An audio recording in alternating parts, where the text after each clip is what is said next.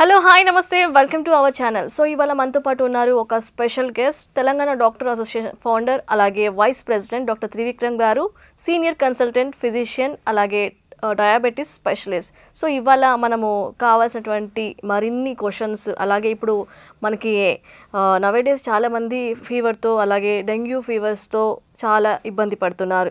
So వాటి గురించి ఎలా ఉంటుంది ట్రీట్మెంట్, దాని నివారణ ఏంటి, బేసిక్గా క్వశ్చన్స్ అంటే హెయిర్ ఫాలింగ్ కావచ్చు, జనరల్ క్వశ్చన్స్ డాక్టర్ గారిని అడిగి తెలుసుకుందాం. సో నమస్కారం అండి డాక్టర్ గారు. సో ఎలా ఉన్నారు? బాగున్నానండి. ఓకే. సో ఇప్పుడు ఉన్న కరెంట్ సిచ్యువేషన్స్లో చాలామందికి వెదర్ చేంజెస్ అవ్వగానే ఫీవర్ సిచ్యువేషన్స్ అనేవి మనం చూస్తున్నాం. సో ఈ ఫీవర్స్ అనేవి ఎక్కడి నుంచి స్టార్ట్ అవుతాయి? అంటే వాటర్ ప్రాబ్లం అంటారా, లేకపోతే ఫుడ్ ప్రాబ్లం అంటారా, అంటే దేని నుంచి అనేది స్టార్ట్ అవుతుంది?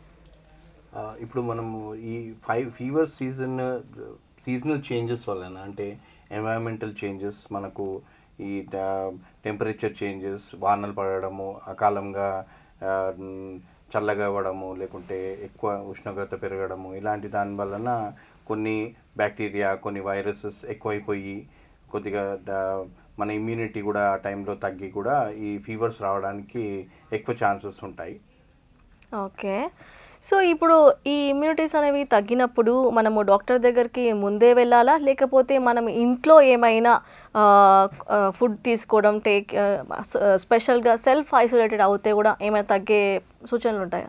అదే అండి, ఈ టెంపరేచర్ చేంజెస్, ఎన్వైరన్మెంటల్ చేంజెస్ అయినప్పుడు దానికి కాకముందే మనం కొంచెం ముందు జాగ్రత్తగా ప్రోయాక్టివ్గా కొద్దిగా ఇమ్యూనిటీ మనది బూస్ట్ చేసుకోవడము, అంటే కొద్ది పోషకాహారాలు మంచిగా తీసుకొని సరైన వైటమిన్స్ అండ్ మినరల్స్ తీసుకోవడము, మరియు ఈ కొన్ని పోషకాహారాలు ఎక్కువ తీసుకొని మనము అన్ఫేవరబుల్ కండిషన్స్ నుండి దూరం ఉంటే, ఎక్కువ ఎండలో పోకుండా లేకుంటే వానలో తడవకుండా ఇలా ఉంటే మనము కాపాడుకోవచ్చండి.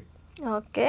సో బేసిక్గా ఎక్కువగా మనకి ఫీవర్స్ అంటే మలేరియా, డెంగ్యూ ఇలాంటివి వస్తుంటాయి. అంటే వైరల్ ఫీవర్స్ని మనం ఈజీగానే ఒక 5 డేస్లో యాంటీబయాటిక్స్తో తగ్గించుకుంటాం డాక్టర్. కాకపోతే ఏంటంటే ఈ డెంగ్యూ ఫీవర్ అనేది వచ్చినప్పుడు ఏమవుతుందంటే మనకి లోపల ఈ ప్లేట్లెట్స్ అనేవి చాలా తగ్గిపోతుంటాయి. సో దానివల్ల మనము పపాయ తింటుంటాము. సో పపాయ అవి తింటుంటాము కదా. సో ఖచ్చితంగా ఈ పపాయ అనేది ఖచ్చితంగా మనకి క్యూర్ చేస్తుందంటారా ఈ డెంగ్యూ ఫీవర్ని? అంటే ఇది వైరస్ కదా, సో అది నిజమేనా? డెంగ్యూ ఫీవర్ కూడా ఒక సాధారణమైన వైరల్ ఫీవరేనండి. అంటే ఈ వైరల్ ఫీవర్స్లో కొన్ని లక్షణాలు ఉంటాయి. మెయిన్గా ఎక్కువ టెంపరేచర్ రావడము, ఒక చిల్స్ రావడం, చలిలాగా పెట్టడము, మరియు ఎక్స్ట్రీమ్ బాడీ పెయిన్స్ రావడము, ఇలాంటివి నార్మల్ వైరల్ ఫీవర్స్లో కూడా ఉంటాయి. కానీ డెంగ్యూ ఫీవర్ని కొద్దిగా మనము డిఫరెన్షియేట్ చేసుకోవాలి. డెంగ్యూ ఫీవర్లో హై గ్రేడ్ ఫీవర్స్ ఉంటాయి. తొందరగా మనకు నార్మల్ పారాసెటమాల్ ఇలాంటివి వేసుకుంటే తగ్గదు. మరియు డెంగ్యూ ఫీవర్లో ఒక టిపికల్ ర్యాష్ ఉంటుంది. ఆ ర్యాష్ వస్తే మాత్రం కంపల్సరీగా మనము ముందు జాగ్రత్తగా ఒక స్పెషలిస్ట్ని కలిసి కరెక్ట్గా ట్రీట్మెంట్ తీసుకుంటేనే మంచిది. ఎందుకంటే డెంగ్యూ అనేది కొద్దిగా ప్రాణాంతకంగా కూడా కాగలుగుతుంది. అందుకని చాలా జాగ్రత్త ఉండాలి. ఓకే.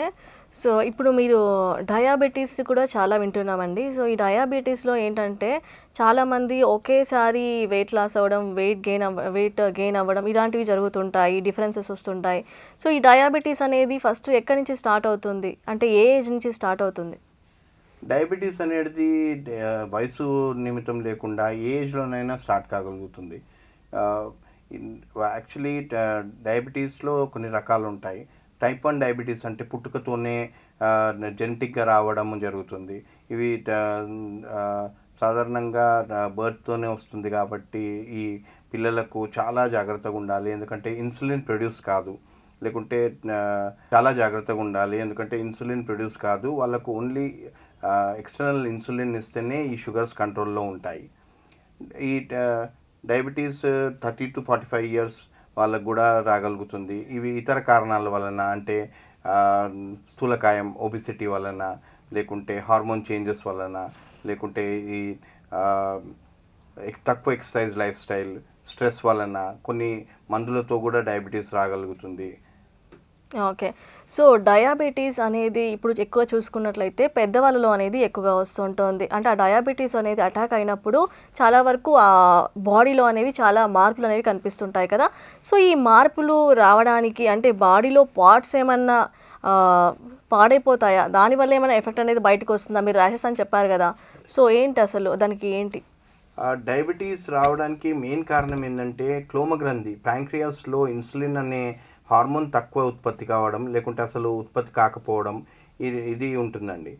డయాబెటీస్తో ప్రతి అవయవం ఎఫెక్ట్ అవుతుంది. కాంప్లికేషన్ ఆఫ్ డయాబెటీస్ ప్రతి అవయవం మీద ఉంటుంది. కంటి చూపు మీద అయ్యే డయాబెటీస్ కాంప్లికేషన్ని డయాబెటిక్ రెటినోపతి అంటారు. కా కిడ్నీస్కి అయ్యే కాంప్లికేషన్ని డయాబెటిక్ నెఫ్రోపతి అంటారు. ఓకే. స్కిన్కి కూడా కాంప్లికేషన్స్ రాగలుగుతాయి. మరియు నరాలకు రక్త ప్రసరణ సరిగా లేకుండా ఈ నరాలకు వచ్చే కాంప్లికేషన్ డయాబెటిక్ న్యూరోపతి అంటారు. గుండె పైన కూడా ఎఫెక్ట్ ఉంటుంది. డయాబెటీస్లో ఫ్యాటీ లివర్ ఎక్కువ కావడం కూడా జరుగుతుంది. ఇలా ప్రతి అవయవం డయాబెటీస్లో ఎఫెక్ట్ అవుతుంది కాబట్టి చాలా జాగ్రత్త ఉండాలి. ఓకే. సో, చాలా ప్రికాషన్స్ తీసుకోవాలి కాబట్టి ఈ డయాబెటిస్‌కి అనేది. సో, ఇది చిన్న పిల్లల్లో ఏమైనా వచ్చే ఛాన్సెస్ ఉంటాయా డయాబెటిస్? చిన్నపిల్లల్లో వచ్చే డయాబెటీస్ మెయిన్గా టైప్ 1 డయాబెటీస్ ఉంటుంది. పుట్టుకతోని రావచ్చు ఇది. పుట్టినాక కొన్ని సంవత్సరాలకు కూడా స్టార్ట్ కావచ్చు. ఇలా దీంట్లో ఏంటంటే ఇన్సులిన్ అనే ద్రవ్యం ఉత్పత్తి కాదు కాబట్టి కంపల్సరీగా ఎక్స్టర్నల్ ఇన్సులిన్నే ఇవ్వాలి. ఇన్సులిన్ ఇంజెక్షన్తోనే ఈ పిల్లలకు ఈ షుగర్స్ కంట్రోల్ చేసుకోవచ్చు. ఈ టైప్ 1 డయాబెటీస్ పిల్లలకు కంపల్సరీగా ఒక పర్యవేక్షణ అంటే రెస్పాన్సిబిలిటీ ఆఫ్ పేరెంట్స్, మెయిన్గా తల్లిదండ్రులు, స్కూల్లో టీచర్స్, వీళ్ళ రెస్పాన్సిబిలిటీ పెరుగుతుంది. ఎందుకంటే వాళ్ళ సిమ్టమ్స్ సరిగ్గా చెప్పుకోలేరు కాబట్టి టైప్ 1 డయాబెటీస్ ఉన్న పిల్లలను చాలా జాగ్రత్త చూసుకోవాలి. డేకి 3 to 4 టైమ్స్ ఇన్సులిన్ కూడా తీసుకోవాల్సిన అవసరం ఉంటుంది. Okay. So, as per your prediction ఇప్పుడు ఈ డయాబెటీస్ అనేది డేంజరస్ అంటారా? లేకపోతే ఇట్స్ అ నార్మల్ ఎఫెక్టే అంటారా? డయాబెటీస్ కూడా ఒక సాధారణ సిండ్రోమ్ అండి. అంటే ఇది ఒక మెటబాలిక్ డిజార్డర్.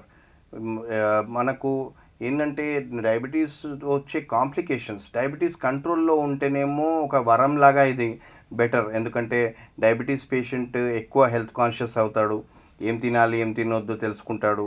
మరియు ఒక ఎక్సర్సైజ్ లైఫ్ స్టైల్ మంచిగా ఉండి స్ట్రెస్ తగ్గించుకొని ఒక మంచి డిసిప్లిన్ లైఫ్ స్టైల్ ఉంటుంది. ప్లస్ రెగ్యులర్ చెకప్స్ అంటే ఈ డయాబెటిక్ ప్రొఫైల్ అని టెస్ట్ చేసుకోవడము చేసుకుంటుంటారు కాబట్టి తర్వాత వచ్చే ఏదైనా రుగ్మతులు రోగాలు ముందే తెలుసుకొని మనము దాన్ని ప్రొయాక్టివ్గా ప్రివెంట్ చేసుకోవచ్చు.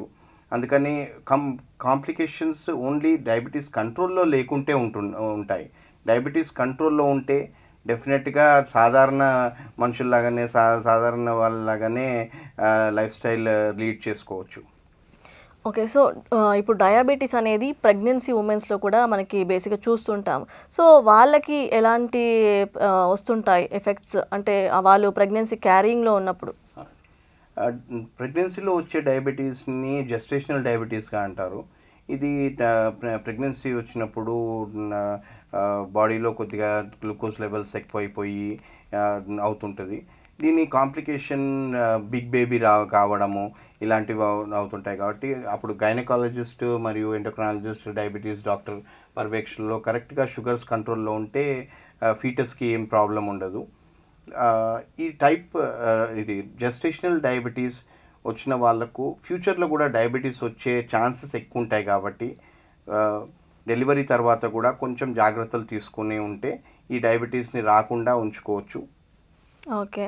సో, ఇప్పుడు మనకి పెద్దవాళ్ళలో చూసుకుంటే ఈ డయాబెటీస్ అనేది ఒక్కసారి వన్స్ వచ్చిన తర్వాత మళ్ళీ అది పోవడం అనేది జరగదు. సో, అది కంప్లీట్‌గా క్యూర్ అవ్వాలంటే అసలు అవ్వదు కదా! సో, కంప్లీట్‌గా క్యూర్ అవ్వడానికి ఏమైనా ఉన్నాయా ప్రోగా? అంటే ముందు మనకొచ్చిన ఇప్పుడున్న కరెంట్ సిట్యుయేషన్స్‌లో ఏది లేకుండా లేదు కదా! సో, దీనికి ఎలాంటివి వచ్చాయి ఎక్విప్‌మెంట్స్? డయాబెటీస్ ఒక ప్రోగ్రెసివ్ డిసీజ్ అండి. అంటే కంప్లీట్గా క్యూర్ ఉందా లేదా కంటే మనము కంట్రోల్ చేసుకోవడం చాలా ఇంపార్టెంట్. ఎందుకంటే ఈ డయాబెటీస్ రెమిషన్ అంటాం. మనము సరైన లైఫ్ స్టైల్ రోజు కొద్దిగా 30 to 45 minutes exercise, food control, balance diet అంటే డయాబెటిక్ డైట్ అంటారు కదా, అలాంటి డయాబెటీస్ డైట్ తీసుకోవడము, మరియు స్ట్రెస్ లెవెల్స్ తక్కువ చేసుకొని work life and family life balance కరెక్ట్గా ఉంటే, మరియు ఒక డయాబెటీస్ స్పెషలిస్ట్ పర్యవేక్షణలో మెడిసిన్స్ తీసుకున్నా కానీ, ఈ లైఫ్ స్టైల్ మాడిఫికేషన్స్ చేసుకున్నా ఈ రెమిషన్ అనేది సాధారణంగా అవుతుంది. కానీ అదే ఈ రెమిషన్ని మనము కంటిన్యూ చేసుకుంటే, ఇదే లైఫ్ స్టైల్ మనం కంటిన్యూ చేసుకుంటే చాలా వరకు అతి తక్కువ మందులతో లేకుంటే మందులు లేకుండా కూడా షుగర్స్ని కంట్రోల్ చేసుకునే ఛాన్సెస్ ఉంటాయి. అందుకని రివర్సల్ కూడా కొద్దిగా పాసిబుల్, కానీ ఈ రెమిషన్లో ఉండే ఫేస్ని మనం కంటిన్యూ చేస్తే రివర్సల్ పాసిబుల్ అండి. ఓకే. ఇప్పుడు ఏజ్ల పరంగా ఏజ్ వైజెస్గా ఇప్పుడు మనకి చిన్నపిల్లల నుంచి పెద్దవాళ్ళ వరకు డైట్ ప్లాన్ కానీ ఇప్పుడు ఫుడ్కి సంబంధించి ఎక్కువ ఏం తీసుకుంటే బాగుంటుంది ఈ డయాబెటీస్ని మనము స్కిప్ చేయాలనుకుంటే? డయాబెటీస్ ప్రివెన్షన్కి లేకుంటే కంట్రోల్కి ఒక డయాబెటీస్ డాక్టర్ పర్యవేక్షణలో, ఎండోక్రైనాలజిస్ట్ పర్యవేక్షణలో, ఒక డైట్ న్యూట్రిషనిస్ట్ పర్యవేక్షణలో తీసుకున్న డైట్ అంటే మెయిన్గా ఏంటంటే కడుపు నిండా 3 సార్లు తినకుండా 5 సార్లు కొద్దిగా తింటే మంచిది. మరియు ఇందులో పిండి పదార్థాలు అంటే కార్బోహైడ్రేట్స్ తక్కువ ఉండడం మంచిదండి. అంటే కార్బోహైడ్రేట్స్లో ఈ సింపుల్ కార్బోహైడ్రేట్స్ ఉన్న షుగర్స్, స్వీట్స్ ఇలాంటివి తీసుకోకుంటే మంచిది. మరియు ఈ కాంప్లెక్స్ కార్బోహైడ్రేట్స్ అంటే ఈ సిరిధాన్యాలు అంటాం కదా, మిల్లెట్స్, ఇలాంటివి ఎక్కువ తీసుకుంటే రాగి, ఓట్స్, సజ్జలు, కొర్రలు, అరికెలు ఇవన్నీ తీసుకుంటే కొద్దిగా మంచిదండి. మరియు ఫైబర్ రిచ్ డైట్ తీసుకుంటే మంచిది. ప్రోటీన్స్ ఒక మోతాదులో తీసుకుంటే మజిల్ బిల్డింగ్ ఇవన్నీ మంచిగా ఉంటాయి కాబట్టి మోడరేట్ ప్రోటీన్స్ తీసుకోవడం ఇంపార్టెంట్. మరియు గుడ్ ఫ్యాట్ తీసుకోవడం కూడా డయాబెటీస్లో ఇంపార్టెంట్ అండి. స్వీట్స్లో ఎక్కువ క్యాలరీస్ ఉంటాయి కాబట్టి, అంటే మనం తీసుకునే ఆహారంలోని క్యాలరీస్ని మనం కౌంట్ చేసుకోవాలి. ఆ క్యాలరీస్ని మనము ఉపయోగించుకుంటే, వాకింగ్ చేసుకుంటా, ఎక్సర్సైజ్ చేసుకుంటా కూడా ఉపయోగించుకుంటే మనము తిన్న ఆహారంలోని క్యాలరీస్ పెరిగిపోయి షుగర్స్గా కన్వర్ట్ కావు. సో ఇప్పుడు డయాబెటీస్ వచ్చిన పర్సన్స్ ఉంటారు కదా డాక్టర్, సో వాళ్ళలో ఇప్పుడు ఏంటంటే చిన్న దెబ్బ తగిలినా కానీ వాళ్ళకి తొందరగా తగ్గిపోదు. సో ఎందుకంటారు దానికి దీనికి సంబంధం? Already we are taking medicine right, so మళ్ళీ ఎందుకు దానిపైన ఎఫెక్ట్? డయాబెటీస్లో ప్రతి అవయవం ఎఫెక్ట్ అయినట్టే ఈ రక్తనరాలలో ఈ రక్త ప్రసరణ తగ్గిపోతుందండి. అంటే ఈ ప్లేక్స్ కావడము, లేకుంటే డయాబెటీస్లో ఈ బ్లడ్ సర్క్యులేషన్ తగ్గిపోయేటట్టు అథెరోస్క్లెరోసిస్ అంటారు. ఇలాంటి ప్రాసెస్ తొందరగా పెరిగిపోతుంది కాబట్టి ఈ న్యూట్రిషన్ అనేది కరెక్ట్గా ఆ గాయానికి అందకుండా అక్కడ ఉన్న బ్యాక్టీరియా పెరిగిపోయి మరియు ఈ ఇన్ఫెక్షన్స్ పెరిగిపోయి తొందరగా గాయాలు మానవు. అదే షుగర్స్ కంట్రోల్లో ఉంటే ఏ గాయమైనా మానందుకు ఆస్కారం ఉంటుంది. ఓకే. సో డయాబెటీస్ అనేది ముందుగానే మనకి అటాక్ అవ్వకుండా ఉండడానికి మనం ఏం తీసుకోవాలి ప్రికాషన్స్? డయాబెటీస్కి మెయిన్ ప్రికాషన్స్ అంటే ఒక డిసిప్లిన్ లైఫ్ స్టైల్ ఉండడం. అంటే రోజు ఒక 30 to 45 minutes వాకింగ్ అన్నా, యోగా అన్నా, ఏదన్నా డ్యాన్స్ అన్నా, ఏరోబిక్స్ అన్నా, ఎనీథింగ్ ఏదైనా ఒక ఫిజికల్ యాక్టివిటీ చేసుకోవడము. ఎక్కడికో వెళ్ళని అవసరం లేదు, మీ ఇంట్లోనే టీవీ చూసుకుంటే కూడా ఎక్సర్సైజ్ చేసుకోవచ్చు, ఫోన్ మాట్లాడుకుంటే కూడా ఎక్సర్సైజ్ చేసుకోవచ్చు, వాకింగ్ చేసుకోవచ్చు. ఇలా కొద్దిగా రోజు 30 నిమిషాలు వ్యాయామం చేయడం, స్విమ్మింగ్ వీలైతే స్విమ్మింగ్ చేసుకోవచ్చు, లేకుంటే ఎనీ ఎక్సర్సైజ్ అండి. మరియు డైట్ కూడా చాలా ఇంపార్టెంట్. ఒక డయాబెటిక్ డైట్ అంటే తక్కువ కార్బోహైడ్రేట్స్, అంటే జీరో కార్బ్స్ కాదండి, కొంచెం కార్బోహైడ్రేట్స్ ఉండేటట్టు కూడా చూసుకోవాలి. కాంప్లెక్స్ కార్బోహైడ్రేట్స్ అంటే ఈ సిరిధాన్యాలు, మిల్లెట్స్ ఇలాంటివి ఎక్కువ తీసుకొని ఫైబర్ డైట్ తీసుకోవడము, కొన్ని లో గ్లైసెమిక్ ఇండెక్స్ ఫుడ్స్ అండ్ లో గ్లైసెమిక్ ఇండెక్స్ ఫ్రూట్స్ తీసుకోవడం మంచిది. మీకు లిస్ట్ మీకు గూగుల్లో వస్తుంది. ప్లస్ మనం తిన్న ఆహారంలోని క్యాలరీస్ని వాడుకోవాలి. మళ్ళీ స్ట్రెస్ అనేది కూడా చాలా ఇంపార్టెంట్. మానసిక ఒత్తిడితో ఈ కౌంటర్ రెగ్యులేటరీ హార్మోన్స్ పెరిగిపోయి షుగర్స్ కంట్రోల్ తప్పుతుంది. అందుకని ఒక work life and family life balance చేసుకోవడము, మెడిటేషన్, యోగా ఇలాంటి వీటితో రిలాక్సింగ్ టెక్నిక్స్తోని ఈ కొద్దిగా స్ట్రెస్ అండ్ యాంగ్జైటీ లెవెల్స్ తగ్గించుకుంటే ఈ హార్మోన్స్ అన్నీ కంట్రోల్లో ఉండి డయాబెటీస్ కంట్రోల్లో ఉంటుంది. మరియు సరైన diabetes doctor, endocrinologist or any specialist పర్యవేక్షణలో రెగ్యులర్ చెకప్స్, మనకు ఒక ఇయర్కి ఒకసారి డయాబెటిక్ ప్రొఫైల్ చేసుకోవడము, మంత్కి ఒకసారి షుగర్స్ చూసుకోవడము, 6 monthsకి ఒకసారి ఐ చెకప్, హార్ట్ చెకప్, ఇలాంటి అన్నీ ఒక బేసిక్ డయాబెటిక్ ప్రొఫైల్ చేసుకొని చూసుకుంటే ఈజీగా డయాబెటీస్ కంట్రోల్లో పెట్టుకోవచ్చు. అండ్ నార్మల్ పర్సన్స్ లాగానే ఒక diabetic patient life style lead చేసుకోవచ్చండి. ఒక డయాబెటిక్ పేషెంట్కి సాధారణ వ్యక్తికి డయాబెటీస్ రాగానే ముందుగా కనిపించే సిమ్టమ్ ఏంటి? డయాబెటీస్లో కొన్ని లక్షణాలు ఉంటాయండి. దీంట్లో మెయిన్గా ఏంటంటే ఎక్కువ మూత్ర విసర్జన, మెయిన్లీ నైట్, మరియు ఎక్కువ ఆకలి కావడం, మరియు దప్పిక ఎక్కువ కావడం.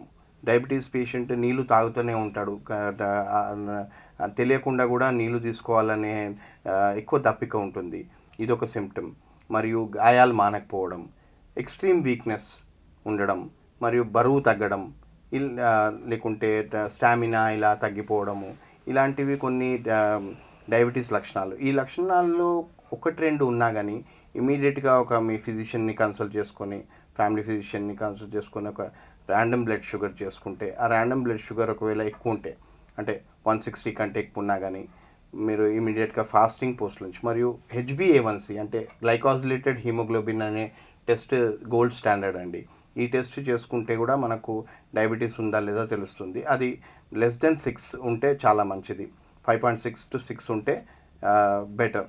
6 కంటే ఎక్కువ ఉంటే ఇమీడియట్గా మనము వేరే టెస్ట్లు కూడా ఒక డయాబెటిక్ ప్రొఫైల్ చేసుకొని, వేరే ఏమైనా ఆర్గన్స్ కాంప్లికేషన్స్ ఉన్నాయా అవి కూడా చేసుకోవడం మంచిది. మరియు లేటెస్ట్గా మనము సీరం ఇన్సులిన్, C-పెప్టైడ్ టెస్ట్లు కూడా చేయించుతున్నాము. మన బాడీలో ఇన్సులిన్ ద్రవ్యం ఎంత ఉత్పత్తి అవుతుందో కూడా తెలిసిపోతుంది. కాబట్టి నార్మల్ ట్యాబ్లెట్స్తో కంట్రోల్ చేసుకోవచ్చా, లేకుంటే ఇన్సులినే కంపల్సరీగా ఇవ్వాలా, అది కూడా మనకి ఈ టెస్ట్లతో తెలుస్తుంది. ఇలా మనము ఈ కొన్ని ప్రికాషన్స్ ఇవన్నీ తీసుకుంటే డెఫినెట్గా డయాబెటీస్ కంట్రోల్లో ఉంచుకోవచ్చు. అండ్ ఈ సిమ్టమ్స్ ఉంటే మాత్రం ఇమీడియట్గా బ్లడ్ టెస్ట్ చేసుకొని డాక్టర్ని కన్సల్ట్ చేసుకుంటే డయాబెటీస్ పెరిగిపోకుండా ఉంటుంది. ఓకే. సో ఇప్పుడు మీరు ఇంతవరకు చేసిన జర్నీలో మీరు ఏమైనా సీరియస్ కేస్ని డీల్ చేశారా? డయాబెటీస్తో పెద్ద ప్రాబ్లం లేకున్నా కానీ ఈ కాంప్లికేషన్స్ ఆఫ్ డయాబెటీస్ ప్రతి అవయవం మీద ఉంటాయి. కాబట్టి డయాబెటీస్లో silent heart attacks, silent strokes రావడము చాలా కామన్.